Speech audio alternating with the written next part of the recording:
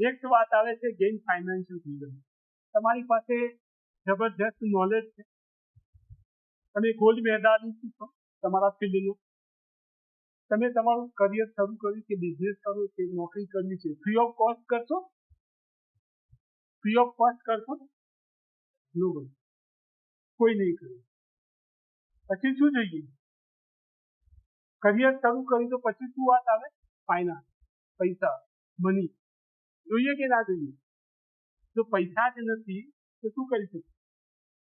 તમારું knowledge zero છે, તમે જે પ્રોફેશનમાં છો, તમે જે ફિલ્ડમાં છો, બધું જ ઝીરો. પૈસા જ નથી કમાતા. નોલેજ ખતરનાક છે, પણ ભાઈલો ઘેર બેઠો છે. ખતરનાક નોલેજ છે, ગોલ્ડ મેડાલિસ્ટ છે, પણ અત્યારે હાલ ઘરે છે ને ઘરે કચરા પૂરું કરે છે. મતલબ ખરો એનો? થર્ડ ગોલ શું આવે કે ગમે તે તમને જે ગમતું હોય, તમારી જે ઈચ્છા હોય, તમારી પાસે જેનું નોલેજ હોય તે હવે એપ્લાય કરવાનો સમય આવે અને એના બદલામાં તમારે પૈસા કમાવાની વાત છે. તો થર્ડ ગોલ જે છે ફાઇનાન્શિયલ ફ્રીડમ. બધું જ છે પણ પૈસા જ નહીં હોય તો કશું કરી શકવાનું? આજના યુગમાં તો નહીં. પહેલાના જમાનામાં કદાચ પોસિબલ બનતું ને કે એકબીજાની મદદ કરી લેતા, ત્યારે કરીએ છીએ. આપણે અત્યારે એકબીજાનું વાઈફાઈ આપતા નથી, હોટસ્પોટ નથી આપતા કે ના ડેટા પૂરો થઈ જશે. અનલિમિટેડ ડેટા છે પણ આપણે ભાઈ નહીં, હા એમાં લિમિટ મૂકીએ 100 MB થી વધારે નહીં. તારે યુઝ કરો 100 MB મારે જોઈએ છે.